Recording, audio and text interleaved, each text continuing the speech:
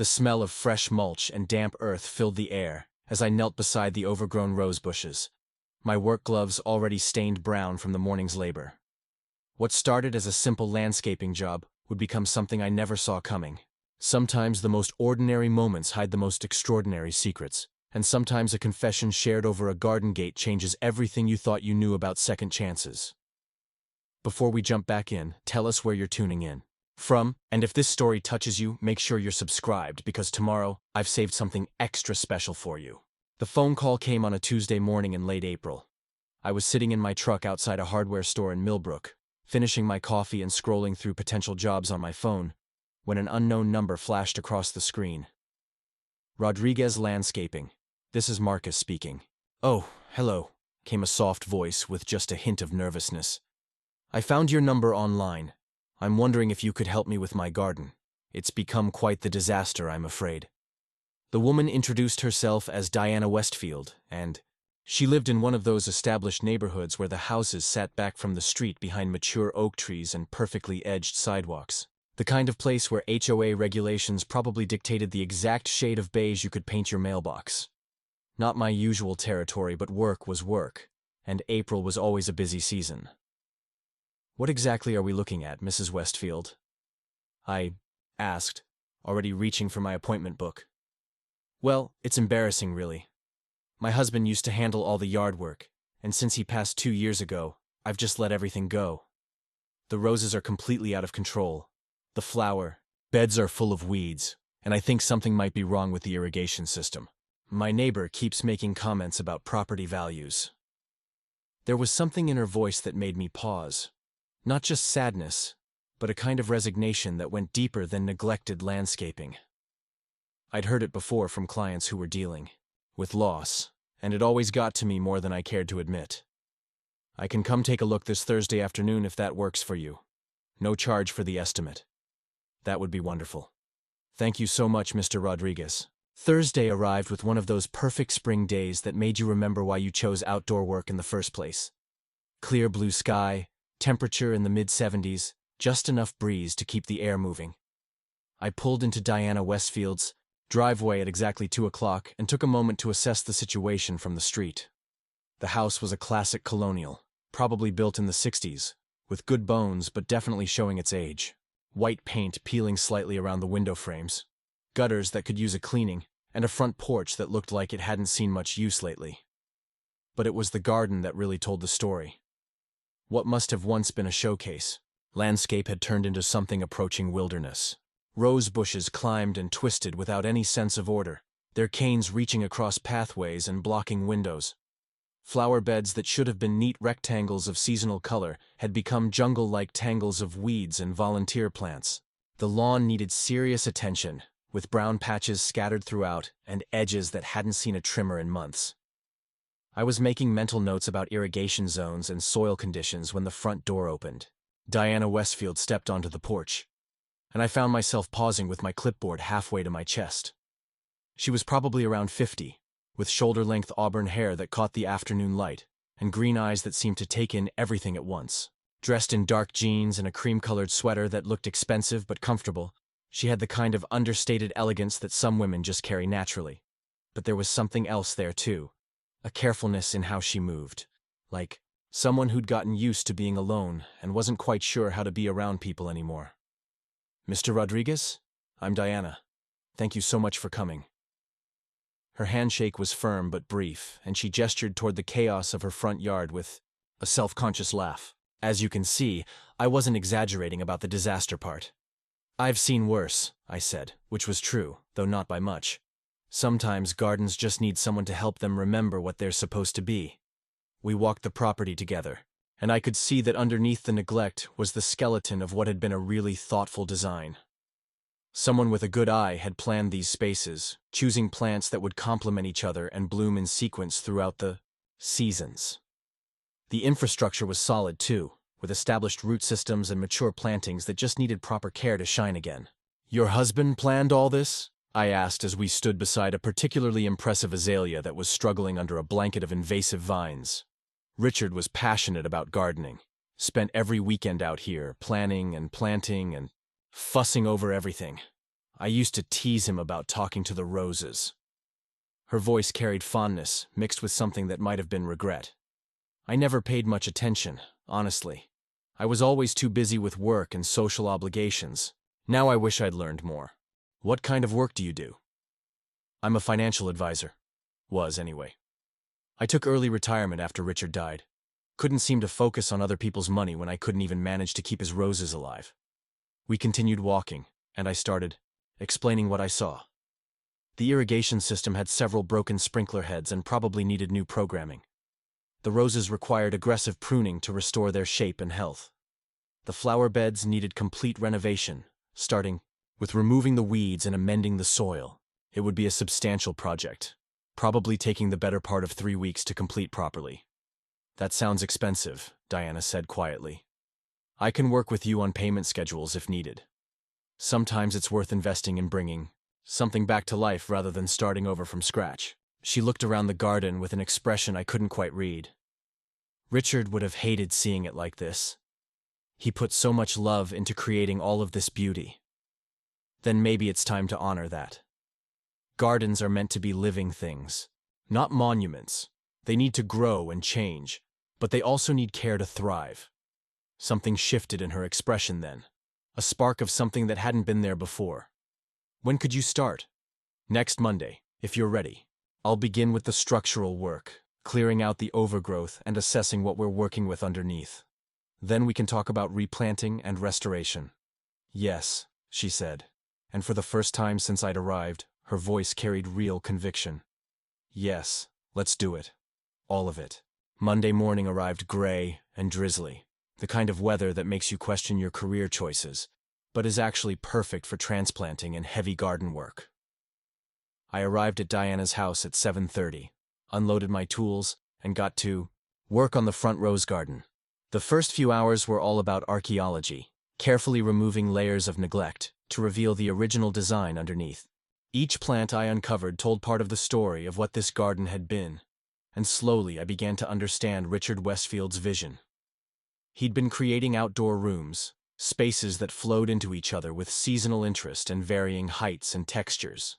It was sophisticated work, the kind that comes from years of experience and genuine love for the craft. Around 10 o'clock, Diana appeared with a steaming mug of coffee and a plate of homemade cookies. "You look like you could use a break," she said, settling onto the front steps to watch me work. "Thanks, your husband was quite the gardener. This design is really something special." He would have liked hearing that. Richard never got much recognition for his gardening. People saw it as just a hobby, you know? But he approached it like an art form. I took a bite of the cookie and nearly groaned with pleasure. Chocolate chip, but with something extra that made them extraordinary. These are incredible. Richard's recipe, actually. He was the baker in our family, too. Said gardening and baking use the same skills, just different raw materials. Smart man. He was. Sometimes I think he understood growing things better than he understood people, present company included. There was a weight to that statement that made me glance up from my coffee. Diana was looking out at the garden with an expression that seemed to contain years of complicated feelings. "Marriage is hard work, like gardening," I said carefully. "Sometimes things grow apart without anyone meaning for it to happen." "Exactly. Like gardening. And sometimes by the time you notice the problem, it feels too late to fix it." We sat in comfortable silence for a few minutes, watching a cardinal investigate the bird feeder that hung from one of the oak trees. The rain had stopped, and weak sunlight was beginning to filter through the clouds. "I should let you get back to work," Diana said, gathering up the empty mug and plate. "But thank you for the coffee break. It's nice having someone to talk to, while I work from home." "You work from home now?" "Consulting work, mostly. Helping small businesses with their financial planning. It keeps me busy, but lets me set my own schedule." Flexibility seemed more important than a corner office after everything that happened. The next few days fell into a pleasant rhythm. I'd arrive early and work through the morning, focusing on the heavy clearing and structural repairs.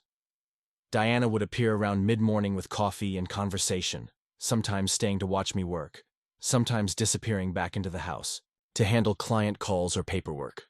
Gradually, I began to see the garden's potential emerging from years of neglect. Preparing and narrating this story took us a lot of time, so if you are enjoying it, subscribe to our channel It means a lot to us. Now back to the story. By Thursday, I had most of the rose garden cleared and properly pruned. The difference was dramatic.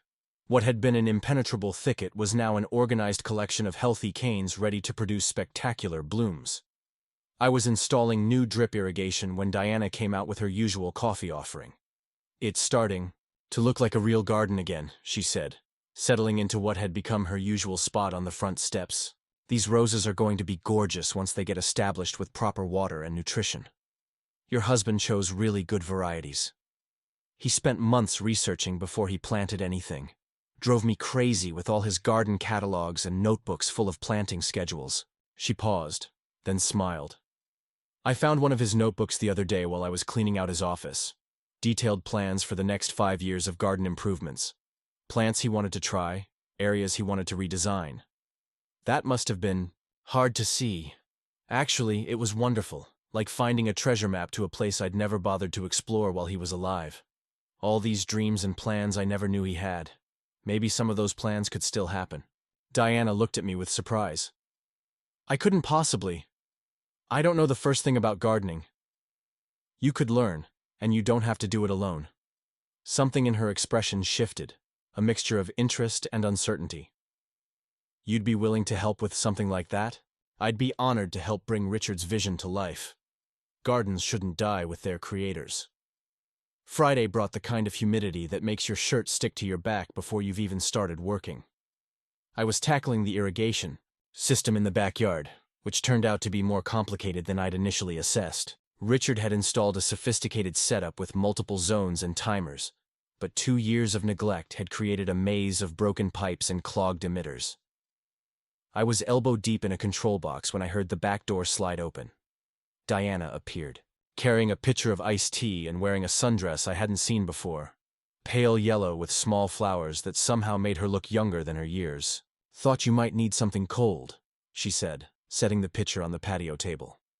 "That looks frustrating." Your husband was ambitious with this system. Smart, but ambitious. He had sensors monitoring soil moisture, weather stations, adjusting watering schedules, even different programs for seasonal changes. Sounds like Richard. He never did anything halfway. She poured 2 glasses of tea, the ice clinking pleasantly. "I remember him spending entire weekends programming that thing, muttering about precipitation rates and root zones." I accepted the glass gratefully and took a long drink. The tea was perfect, not too sweet, with just a hint of mint. He was engineering solutions to problems most people don't even know exist. That was his day job, too. Software development for agricultural companies. He'd come home from work and basically do the same thing in our backyard, just on a smaller scale. No wonder this garden was so important to him. It was where his professional expertise met his personal passion. Diana settled into one of the patio chairs, and I noticed she'd been spending more time outside during my work breaks.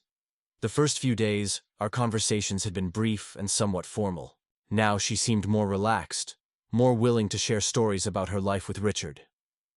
"Can I ask you something?" she said, swirling the ice in her glass. "Do you always get this involved in understanding your clients' stories?" The question caught me off guard. "What do you mean?" "Most contractors I've worked with over the years, plumbers, electricians, that sort of thing, they come in, do the job, and leave. You seem genuinely interested in why this garden matters." I thought about that while I wiped sweat from my forehead with my sleeve. "I guess I've learned that understanding the story behind a space helps me do better work. Every garden has a personality, and if you ignore that, you end up with something that looks fine but doesn't feel right." "And what's this garden's personality?" "Thoughtful, patient, built by someone who understood that real beauty takes time to develop." I gestured toward the perennial borders that were just beginning to show signs of recovery. Richard wasn't creating a garden for immediate gratification.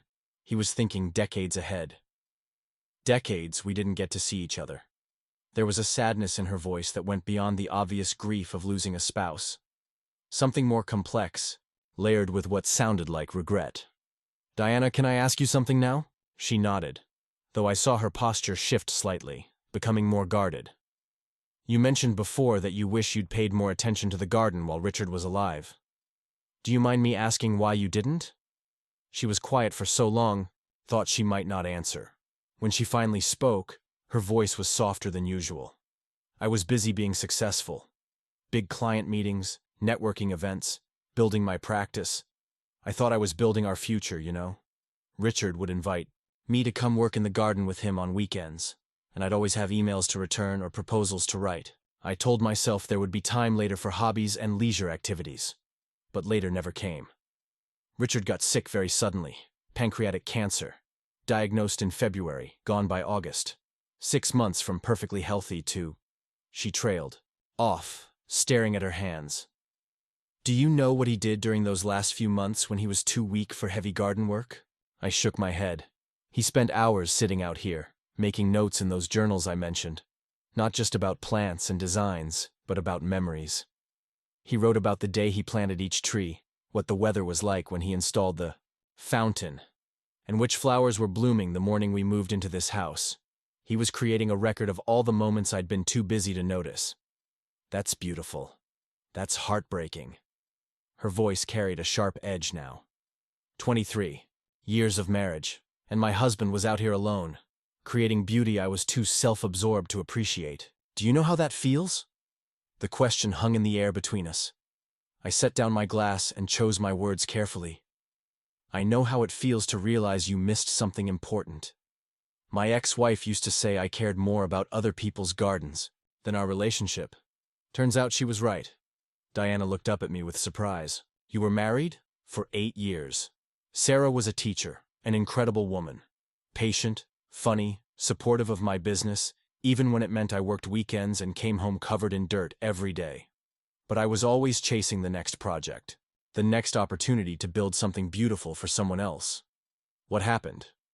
Same thing that happens to a lot of couples, I guess. We grew apart without realizing it. By the time we tried to fix things, we'd become strangers living in the same house. The divorce was finalized 3 years ago. I'm sorry. The thing is, Sarah was right about my priorities. I was so focused on creating perfect outdoor spaces for my clients that I forgot to tend to my own life.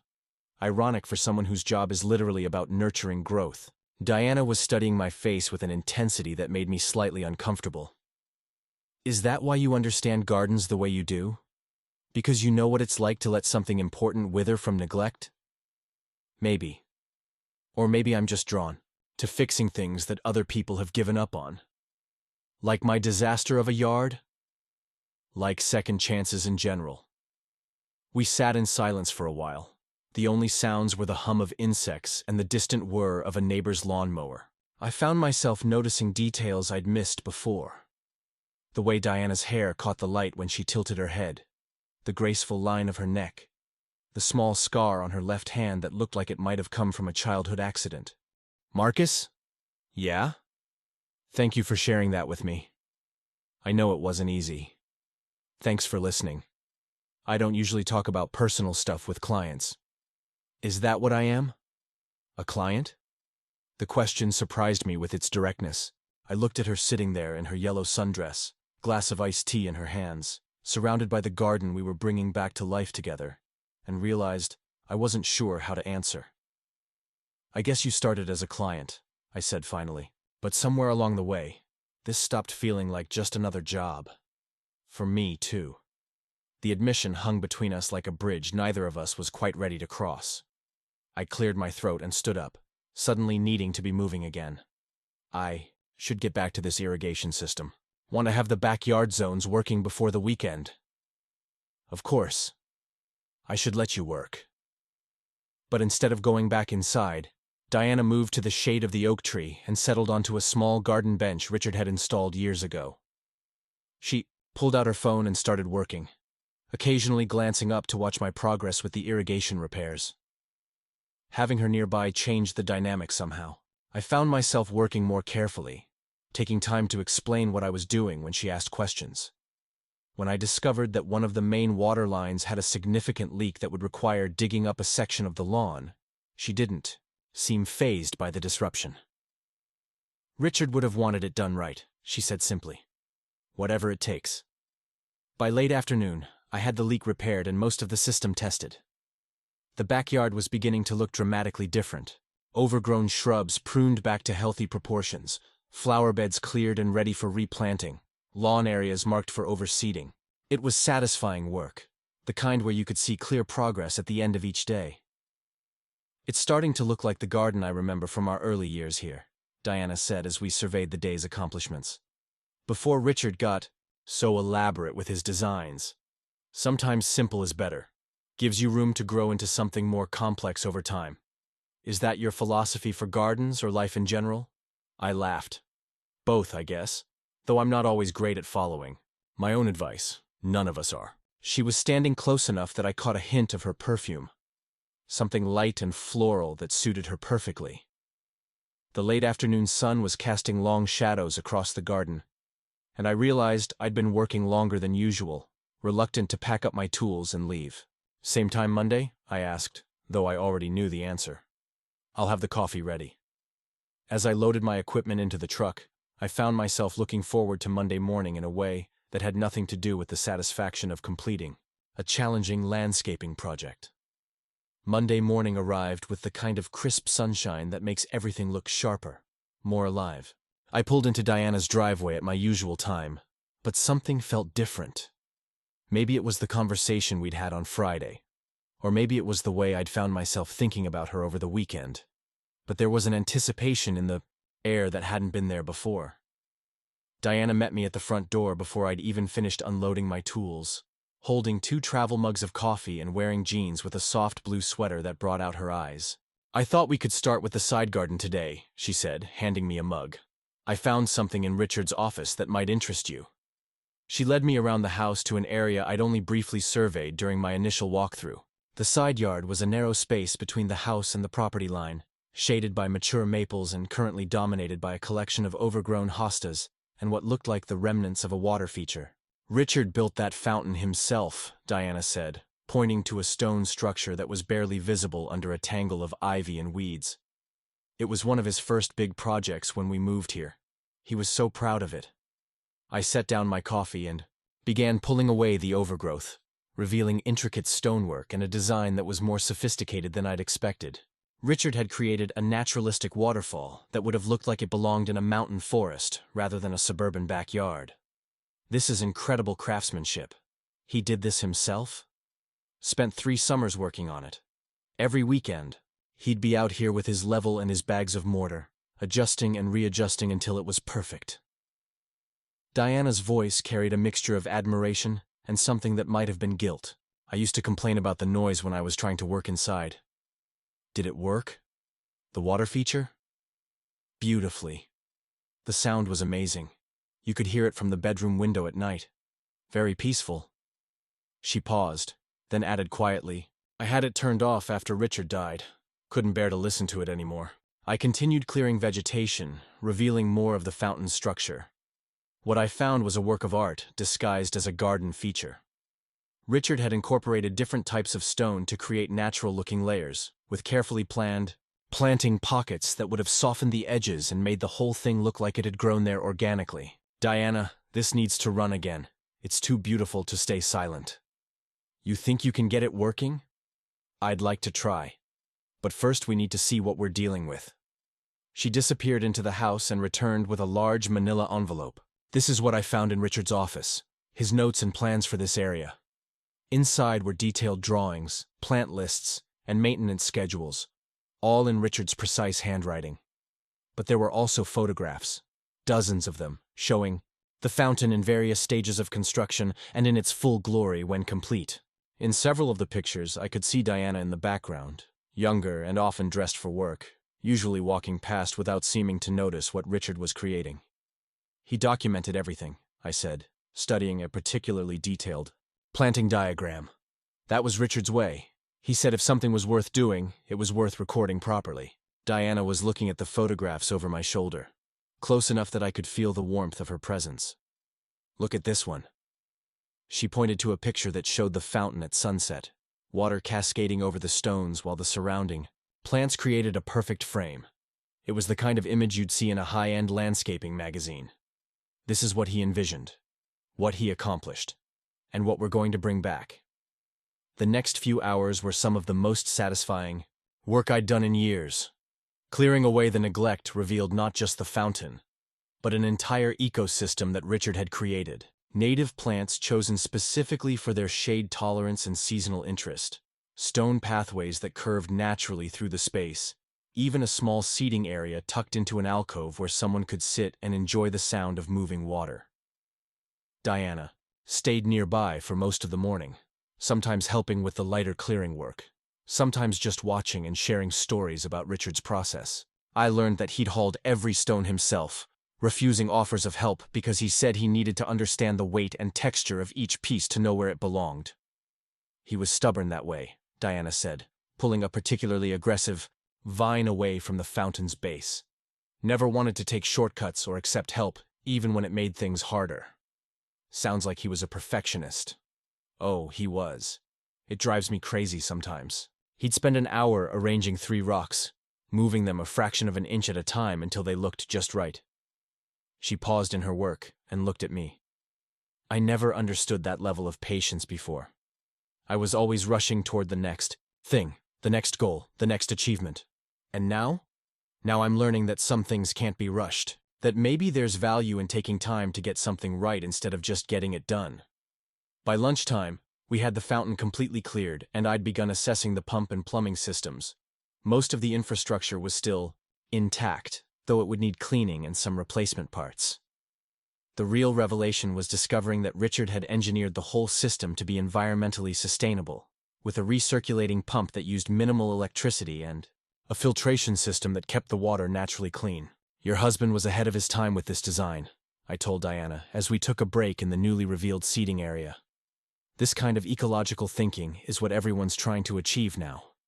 Richard was always thinking about long-term impact.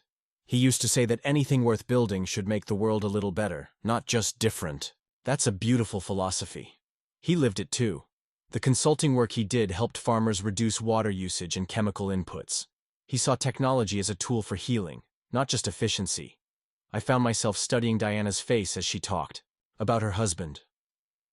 There was love there, clearly, but also a complexity of emotions that spoke to the complicated nature of long relationships. Admiration mixed with regret, fondness shadowed by loss, and underneath it all, something that looked like she was seeing Richard clearly for the first time. Diana, can I ask you something that might be too personal? Marcus? Yeah? Thank you for sharing that with me. I know it wasn't easy. Thanks for listening. I don't usually talk about personal stuff with clients. Is that what I am? A client? The question surprised me with its directness. I looked at her sitting there in her yellow sundress, glass of iced tea in her hands, surrounded by the garden we were bringing back to life together, and realized I wasn't sure how to answer. I guess you started as a client, I said finally. But somewhere along the way, this stopped feeling like just another job. For me too. The admission hung between us like a bridge neither of us was quite ready to cross. I cleared my throat and stood up, suddenly needing to be moving again. I should get back to this irrigation system. Want to have the backyard zones working before the weekend? Of course, I should let you work. But instead of going back inside, Diana moved to the shade of the oak tree and settled onto a small garden bench Richard had installed years ago. She pulled out her phone and started working, occasionally glancing up to watch my progress with the irrigation repairs. Having her nearby changed the dynamic somehow. I found myself working more carefully, taking time to explain what I was doing when she asked questions. When I discovered that one of the main water lines had a significant leak that would require digging up a section of the lawn, she didn't seem fazed by the disruption. Richard would have wanted it done right, she said simply. Whatever it takes. By late afternoon, I had the leak repaired and most of the system tested.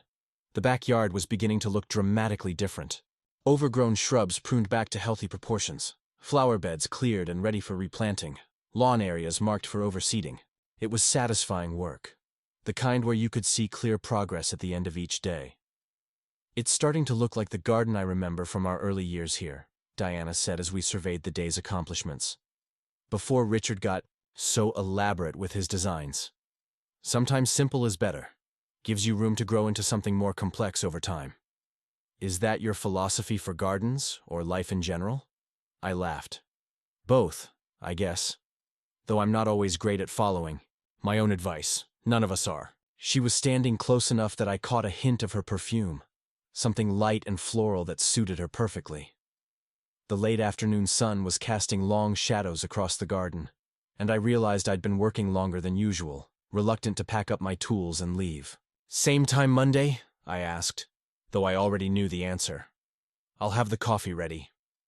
As I loaded my equipment into the truck, I found myself looking forward to Monday morning in a way that had nothing to do with the satisfaction of completing a challenging landscaping project. Monday morning arrived with the kind of crisp sunshine that makes everything look sharper, more alive. I pulled into Diana's driveway at my usual time, but something felt different. Maybe it was the conversation we'd had on Friday, or maybe it was the way I'd found myself thinking about her over the weekend. But there was an anticipation in the air that hadn't been there before. Diana met me at the front door before I'd even finished unloading my tools, holding 2 travel mugs of coffee and wearing jeans with a soft blue sweater that brought out her eyes. "I thought we could start with the side garden today," she said, handing me a mug. "I found something in Richard's office that might interest you." She led me around the house to an area I'd only briefly surveyed during my initial walkthrough. The side yard was a narrow space between the house and the property line, shaded by mature maples and currently dominated by a collection of overgrown hostas and what looked like the remnants of a water feature. "Richard built that fountain himself," Diana said, pointing to a stone structure that was barely visible under a tangle of ivy and weeds. "It was one of his first big projects when we moved here. He was so proud of it." I set down my coffee and began pulling away the overgrowth, revealing intricate stonework and a design that was more sophisticated than I'd expected. Richard had created a naturalistic waterfall that would have looked like it belonged in a mountain forest rather than a suburban backyard. "This is incredible craftsmanship." He did this himself? Spent 3 summers working on it. Every weekend, he'd be out here with his level and his bags of mortar, adjusting and readjusting until it was perfect. Diana's voice carried a mixture of admiration and something that might have been guilt. "I used to complain about the noise when I was trying to work inside." Did it work? The water feature? Beautifully. The sound was amazing. You could hear it from the bedroom window at night. Very peaceful. She paused, then added quietly, "I had it turned off after Richard died. Couldn't bear to listen to it anymore." I continued clearing vegetation, revealing more of the fountain's structure. What I found was a work of art disguised as a garden feature. Richard had incorporated different types of stone to create natural-looking layers, with carefully planned, planting pockets that would have softened the edges and made the whole thing look like it had grown there organically. "Diana, this needs to run again. It's too beautiful to stay silent." "You think you can get it working?" "I'd like to try. But first, we need to see what we're dealing with." She disappeared into the house and returned with a large manila envelope. "This is what I found in Richard's office, his notes and plans for this area."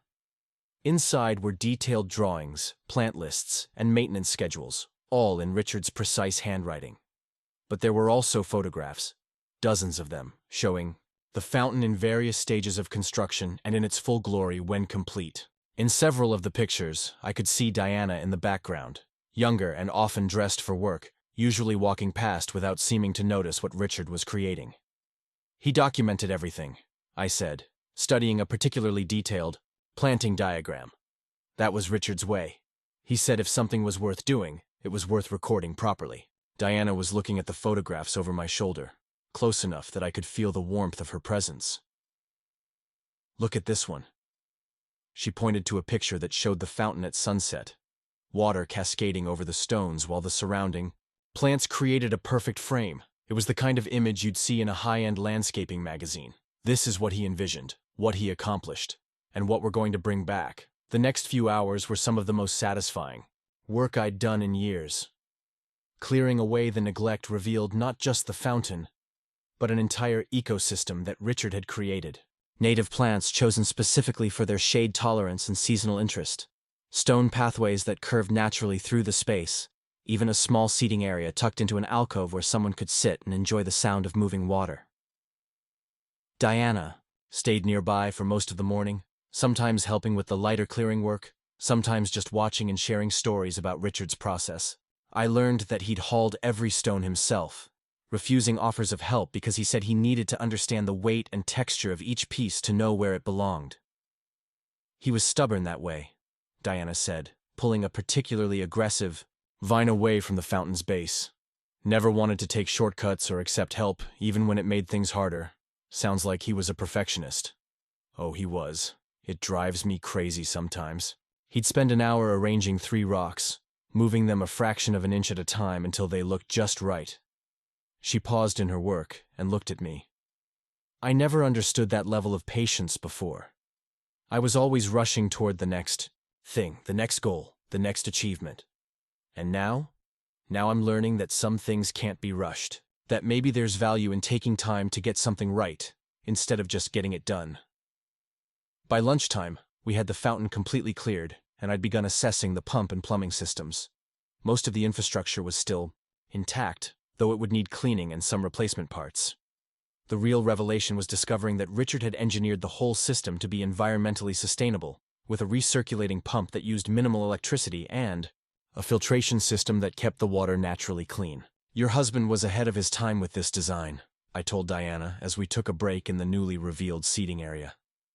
This kind of ecological thinking is what everyone's trying to achieve now. Richard was always thinking about long-term impact. He used to say that anything worth building should make the world a little better, not just different. That's a beautiful philosophy. He lived it too. The consulting work he did helped farmers reduce water usage and chemical inputs. He saw technology as a tool for healing, not just efficiency. I found myself studying Diana's face as she talked about her husband. There was love there, clearly, but also a complexity of emotions that spoke to the complicated nature of long relationships. Admiration mixed with regret, fondness shadowed by loss, and underneath it all, something that looked like she was seeing Richard clearly for the first time. Diana, can I ask you something that might be too personal? Diana's been learning to read his garden journals, I said. She's becoming quite the student of his methods. Mrs. Henderson looked at Diana with new interest. Really? Richard always said you were too busy to be bothered with garden talk. Diana admitted. But circumstances have a way of changing priorities. I'm discovering that I missed out on quite a lot by not paying attention. It's never too late to learn. Richard would be pleased to know his work is inspiring someone to take up gardening. Do you really think so? My dear, Richard talked about you constantly. He was enormously proud of your success, your intelligence, your independence. But I think he always hoped that someday you'd find time to share his passion for growing things. He never pressured me about it, because he loved you too much to try to change you. But that doesn't mean he didn't hope. The conversation stayed with me as we returned to Diana's property to continue work on the fountain. Mrs. Henderson had not only withdrawn her objections, but had enthusiastically endorsed the project, even offering to split the cost of some plant materials that would benefit both properties. That went better than expected, Diana said as we began the delicate work of cleaning the fountain's pump mechanism. You were great with her. The pollinator corridor idea was brilliant. I've been doing a lot of reading lately. About gardens, about native plants, about ecological systems. She paused in her work to look at me. About how everything in nature is connected in ways we don't always recognize. Such as? Well, for instance, I learned that some plants actually communicate with each other through underground fungal networks. They share resources, warn each other about diseases, even send nutrients to struggling neighbors. The Wood Wide Web, I said. It's fascinating stuff. It made me think about human relationships, how we're all connected in ways we might not realize, and how neglecting those connections can have consequences we don't anticipate. I looked up from the pump housing I was cleaning. Are we still talking about plants? Diana was quiet for a moment, her hands still working, but her attention clearly elsewhere. I keep thinking about what Mrs. Henderson said, about Richard hoping I'd someday share his interests. It makes me wonder what other hopes and dreams of his I never knew about. Maybe that's not the right question. What do you mean? Maybe instead of focusing on what you missed, you could think about what you're discovering now, about what Richard's work is teaching you about yourself. Such as the fact that you're a natural teacher. The way you explained pollinator corridors to Mrs. Henderson, how you've been researching ecological gardening. You're not just learning Richard's methods, you're building on them. Diana stopped working entirely and looked at me with an expression I couldn't quite read. Do you think that's what this is about? Learning to garden? What else would it be about? I don't know. Connection, maybe. Discovery. Finding out who I am when I'm not trying to be successful or efficient or perfect. And who are you? She was quiet for so long I thought she might not answer. When she finally spoke, her voice was softer than usual. I'm someone who spent 23 years being married to a man who saw beauty in small things, who found joy in patient work, who believed that nurturing growth was the most important thing a person could do. And I'm someone who's just beginning to understand that maybe I could be that kind of person too. Diana, I know this is complicated, Marcus. I know that working with you is probably not just about restoring Richard's garden. I know that the way I look forward to our conversations and the way I feel when you're here is probably not just about learning to garden. The admission hung in the air between us like morning mist, beautiful and fragile and impossible to ignore. I feel it too, I said quietly. Is that wrong? Is it too soon, or inappropriate, or disrespectful to Richard's memory? I don't know. But I know that Richard built this garden as a place for life to flourish. Maybe that includes new kinds of life, new possibilities he couldn't have imagined. Diana looked around at the fountain, the cleared beds, the spaces we'd been transforming together. He would have liked you, I think. He would have appreciated the way you listen to what gardens are trying to tell you. And I think he would be happy to know that his work brought us together. Even if it's complicated? Especially because it's complicated. The best things usually are. Thursday arrived with the kind of spring storm that makes you appreciate solid roofs and hot coffee. Rain drummed against the windows while Diana and I sat in her kitchen, surrounded by plant catalogs, soil pH test kits, and Richard's detailed garden journals. We'd planned to work on the fountain's electrical connections, but Mother Nature had other ideas. I never realized how much science goes into this, Diana said, studying a chart that showed optimal planting times for different species. Richard has notes here about soil temperature, rainfall patterns, even moon phases. Your husband was thorough. Obsessive might be a better word. She laughed, but there was warmth in it now instead of the frustration I'd heard in earlier references to Richard's meticulous nature. Look at this entry from 3 years ago. She showed me a page covered in Richard's precise handwriting, documenting the daily progress of a small oak tree he'd transplanted. Measurements, observations about leaf development, even sketches showing the tree's growth patterns. He was tracking everything, I said, impressed despite myself. This is research-level documentation. He kept journals like this for every major project. 15 years of detailed records about what worked, what failed, what exceeded expectations. Diana traced one of Richard's sketches with her finger.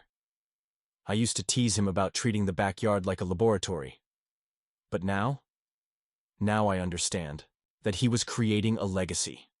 Not just a beautiful space, but a knowledge base that could help other people succeed with similar projects. The rain intensified, creating a steady white noise that made the kitchen feel especially cozy. Diana had made a fresh pot of coffee, and we'd fallen into a comfortable rhythm of reading and discussion that felt surprisingly natural. It was the first time we'd spent extended time together indoors, and I was discovering new dimensions to her personality. Marcus, can I ask you something? Sure. When you were married, did you and Sarah work on projects together? I mean, did you share your passion for landscaping with her? The question caught me off guard. I tried to, early on. Sarah came with me to a few job sites, helped with some smaller projects around our own place. But she had her own career, her own interests. After a while, I stopped expecting her to be excited about soil composition and irrigation design. Did that bother you? At the time, I told myself it didn't matter. I thought it was enough that she supported my work without necessarily sharing the passion for it. I paused, considering how honest to be. But looking back, I think it did bother me. I wanted someone who could get excited about the same things I got excited about. Richard used to light up when he talked about garden projects. His whole face would change, become more animated. I never responded to that enthusiasm the way he probably hoped I would. But you're responding to it now. Diana looked up from the journal she'd been reading. Is that what this is? Me finally becoming the person Richard wanted me to be? I don't think it's that simple. I think you're becoming the person you were always capable of being. Once you had the space and motivation to explore that side of yourself, the space created by losing him. Sometimes loss opens doors we didn't know existed. That doesn't mean we're grateful for the loss, but we can still walk through the doors. Diana closed the journal and moved to the window, watching the rain create small rivers in the garden beds we'd been working to restore. I keep having this strange feeling that Richard orchestrated all of this somehow. That he knew someday I'd need to understand what he'd built here. What do you mean? The timing of everything. The neighbor who recommended your services. The fact that you understand gardens the way he did. Even finding these detailed journals right when I needed them most. She turned back to face me. It's probably silly, but sometimes I feel like he's still taking care of me, even now. Maybe he is, in a way. Maybe love works like that, creating structures and systems that keep functioning even after the person who built them is gone. Like a garden. Exactly, like a garden. Richard planted things that would continue growing and changing and creating beauty long after he wasn't there to tend them directly. Including me? The question was so quietly vulnerable that it took my breath away. Diana was looking at me with an expression that seemed to contain every emotion she'd been wrestling with over the past few weeks. Especially you. We stood there in the kitchen with the rain falling outside, and 15 years of garden journals scattered across the table between us, and I felt something shift in the air. Not just attraction, though that was certainly there, but a deeper recognition of possibility. Diana, I need to tell you something. What? This project, working with you, learning about Richard's vision, it's changed something for me. I've been going through the motions of my life for the past few years, focusing on work, because it was easier than dealing with everything I'd lost. But being here, seeing how you're transforming, watching this garden come back to life, it's reminded me that growth is possible, even after devastation. You mean your divorce? I mean everything. The divorce, the isolation, the sense that I'd failed at the most important relationship in my life. I'd convinced myself that I was better off alone, that I'd proven I wasn't capable of sustaining real intimacy. And now I'm wondering if I just needed the right person and the right circumstances to remember who I used to be, before I got so afraid of vulnerability. Diana moved closer, close enough that I could see the flecks of gold in her green eyes. Who did you used to be? Someone who believed that the most beautiful things grow slowly, with patience and care and attention to detail. Someone who understood that the best relationships, like the best gardens, require daily tending, but reward that effort with years of increasing beauty. That sounds like Richard's philosophy. Maybe Richard and I understood something similar, about love. That it's not just about passion or attraction, but about creating something sustainable and nurturing together. Is that what you think we're doing? Creating something together? I think we started by restoring Richard's garden, but somewhere along the way we began cultivating something entirely new. Diana reached out and touched my hand, a contact so light it might have been accidental, except for the way her fingers lingered against mine. I'm scared, Marcus. Of what? Of dishonoring Richard's memory, of moving too fast, of wanting something I'm not sure I deserve yet. She paused, then added more quietly, of caring about you so much that it frightens me. Diana, I know it's complicated.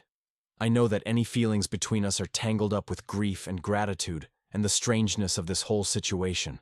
But I also know that when I wake up in the morning, the first thing I think about is whether you'll be coming to work on the garden that day. And when you know I'm coming, when I know you're coming, the whole day feels brighter, more possible.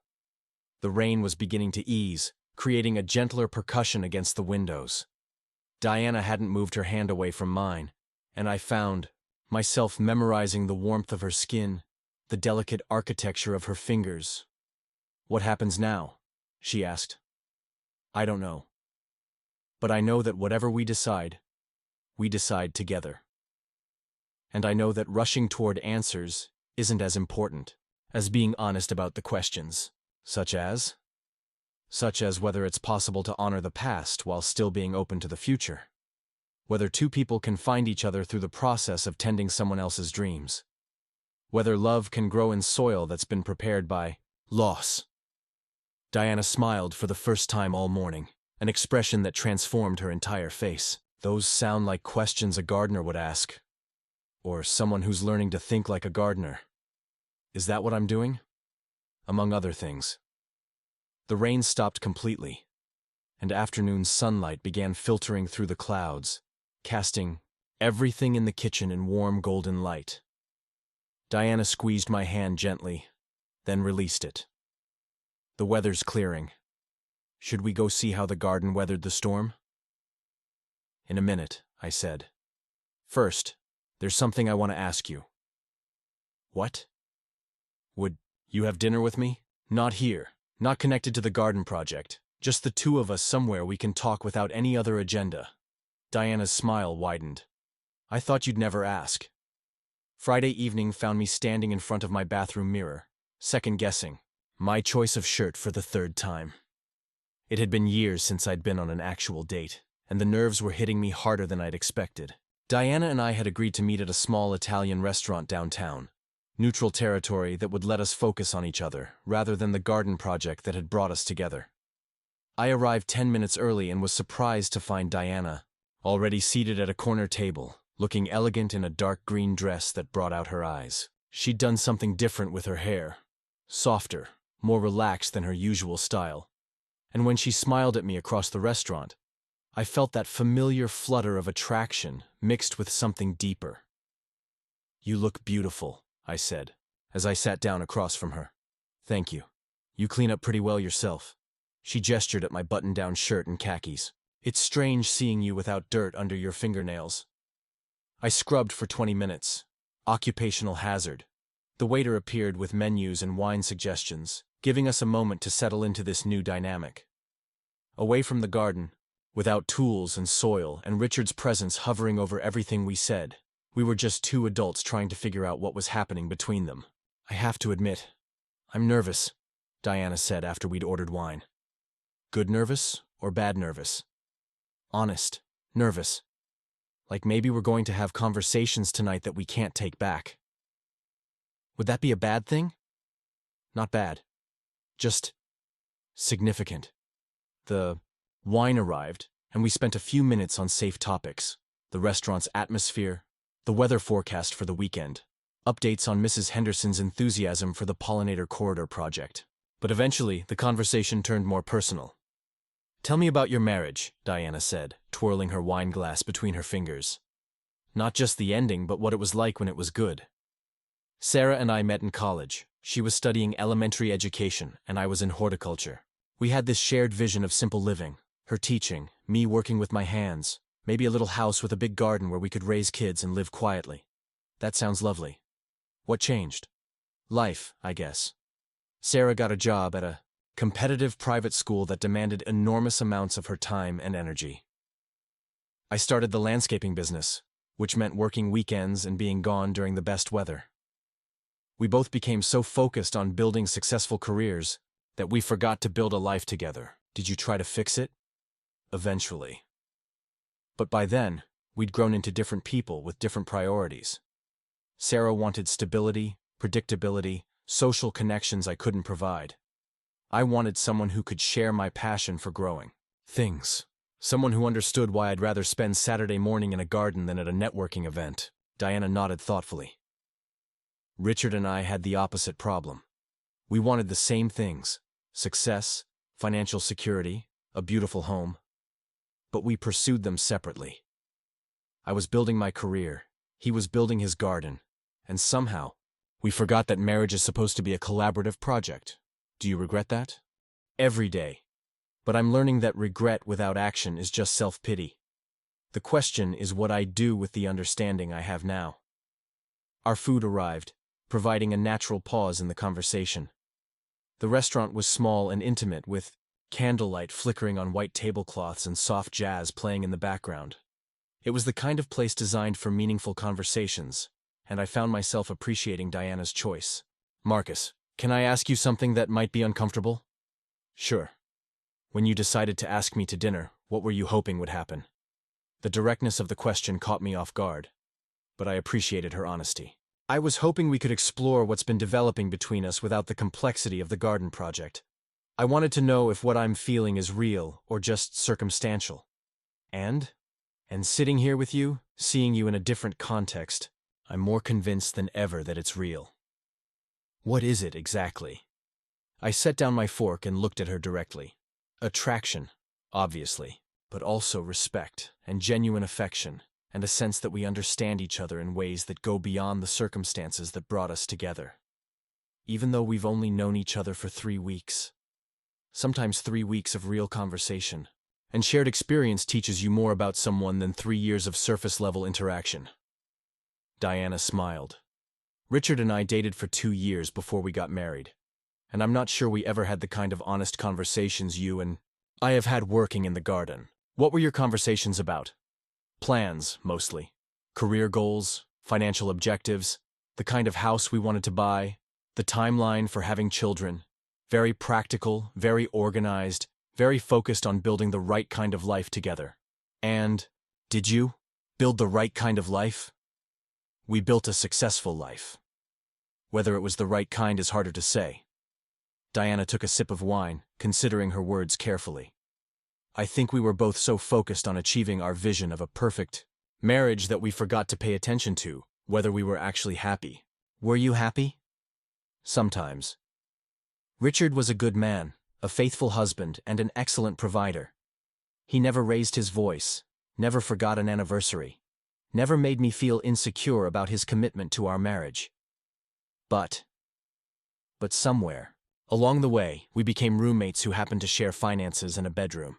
Polite, efficient, comfortable, but not really connected. Is that why you threw yourself into work? Probably. It was easier to excel at something I understood than to figure out why my marriage felt like a well-functioning business partnership, instead of a love affair. The waiter refilled our wine glasses, and I found myself studying Diana's face in the candlelight. There was a vulnerability in her expression that I hadn't seen before, a willingness to examine painful truths without flinching. Diana, what are you looking for now? I mean, if you could design your ideal relationship, what would it look like? That's a dangerous question. Why? Because I might describe something that sounds suspiciously like what we've been building together, and that would make this conversation very complicated very quickly. Maybe complicated is okay. She was quiet for a long moment, and I could see her wrestling with how much honesty the situation could handle. I want someone who sees me, she said finally. Not just the successful, competent version of myself that I present to the world, but the person I'm still discovering underneath all the accomplishments and expectations. I want conversations that matter, work that we can share, the kind of partnership where we make each other better just by being together. And what would you want to give in return? The same thing. Complete attention, genuine enthusiasm for their passions, the willingness to grow and change and become the person who deserves their love. That sounds like a pretty good foundation for something real. It does, doesn't it? Diana smiled, but there was uncertainty in her eyes. Marcus, I need to tell you something. What? I've never felt this way about someone before. Not even with Richard, not in the beginning when everything was new and exciting. What's happening between us is completely outside my experience. Is that frightening?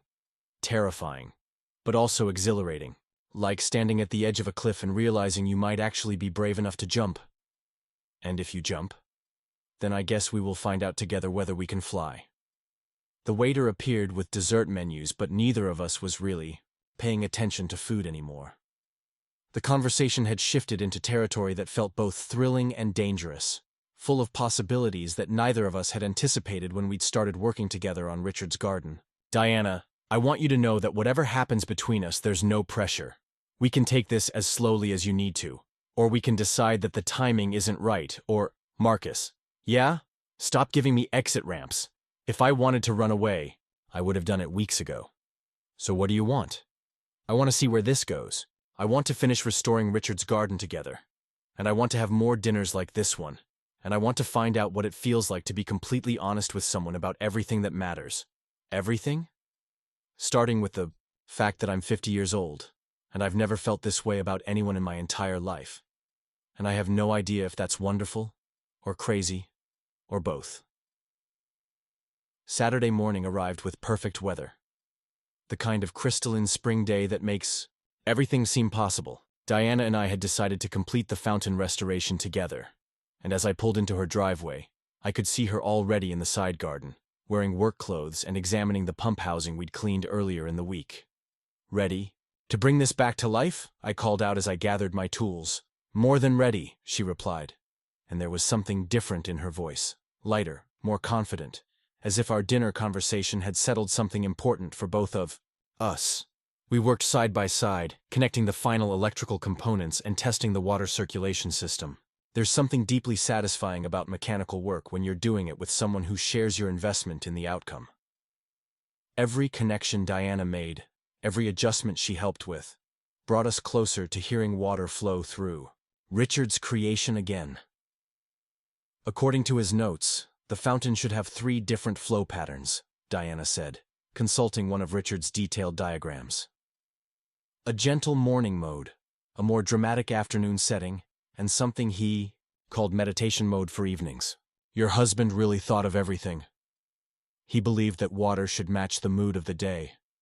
Said it was like having a conversation with the garden instead of just adding decoration to it. As we worked, Diana told me more stories about Richard's obsessive attention to detail, but her tone had completely changed from the frustrated resignation I'd heard weeks ago.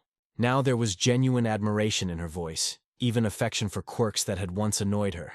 "You're seeing him differently now," I observed as we tested the pump pressure.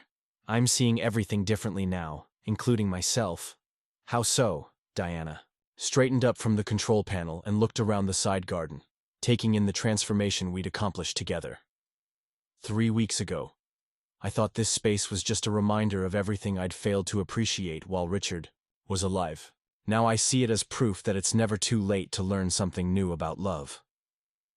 "What have you learned?" "That love isn't just about the big gestures or the perfect moments. It's about paying attention to the small things that make someone who they are. It's about sharing work that matters. It's about creating something beautiful together, even if you don't know exactly what the end result will look like." She moved closer to where I was adjusting the final waterline connection, close enough that I could smell her perfume mixed with the clean scent of the garden around us. "Marcus, I need to tell you something important." "What?" "Yesterday, after our dinner, I did something I've never done before. I called my sister in California and told her about you." "What did you tell her?" "I told her that I'm 50 years old, and I've never felt this way about anyone in my entire life. That I've discovered feelings I didn't know I was capable of having. That working with you has taught me things about myself that 23 years of marriage never revealed." What did she say? She asked if I thought that was crazy.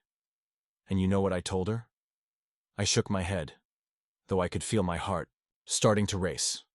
I told her that maybe being crazy is exactly what I need. Maybe I spent so many years being sensible and practical and appropriate that I forgot what it feels like to be completely overwhelmed by emotion.